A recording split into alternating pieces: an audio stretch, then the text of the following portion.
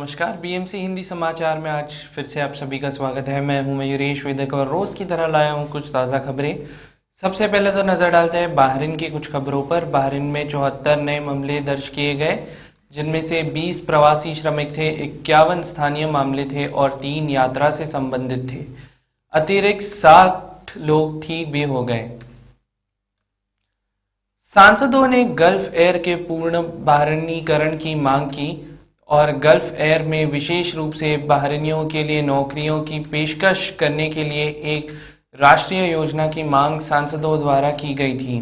उन्होंने सरकार से प्रवासी कर्मचारियों को बदलने के लिए प्रस्तावित कदम के लिए एक समय सीमा निर्धारित करने की भी आह्वान किया।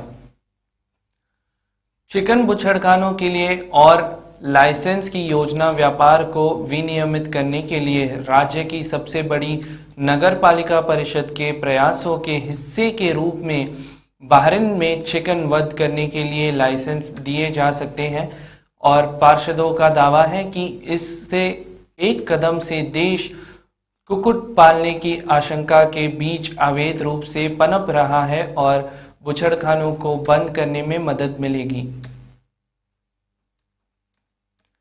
नजर डालते हैं बहरीन की कुछ खबरों पर और बहरीन की मौसम की खबरों पर।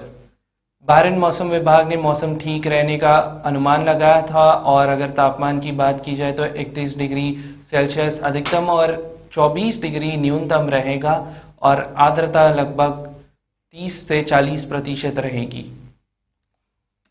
देखते हैं भारत की कुछ खबरें। भारत की मुंबई में एक विशेष अदालत ने ड्रग ऑन क्रूज मामले में बॉलीवुड सुपरस्टार शाहरुख खान के 23 वर्षीय बेटे आर्यन खान की जमानत याचिका आज खारिज कर दी और नारकोटिक्स कंट्रोल ब्यूरो के अधिकारियों ने 2 अक्टूबर को मुंबई क्रूज शिप पार्टी पर छापा मारने के कुछ घंटों बाद आर्यन खान को गिरफ्तार कर लिया था। उसके दोस्त अरबाज मर्चेंट सहित 7 अन्य को 3 अक्टूबर को गिरफ्तार किया गया था। वह 8 अक्टूबर से मुंबई की आर्थर रोड जेल में है और उससे पहले कुछ समय के लिए एनसीबी की हिरासत में था।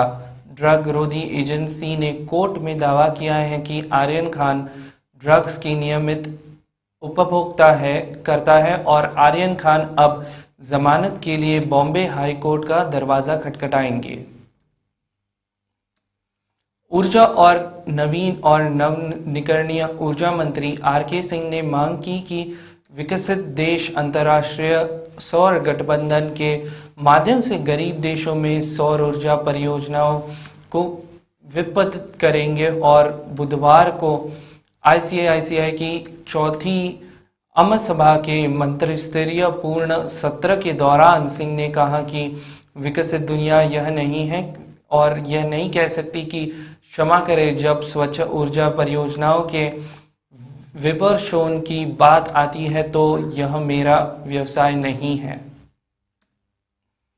विश्व भर की खबर में बकिंगम पैलेस ने बुधवार को बताया कि महारानी एलिजाबेथ द्वितीय बीमार है और उन्होंने अनिच्छा से अगले कुछ दिनों तक आराम करने के लिए चिकित्सा सलाह स्वीकार की है और घोषणा की गई थी क्योंकि 95 वर्षीय सम्राट ने चिकित्सा आधार पर उत्तरी आयरलैंड की एक नियोजित यात्रा रद्द कर दी थी।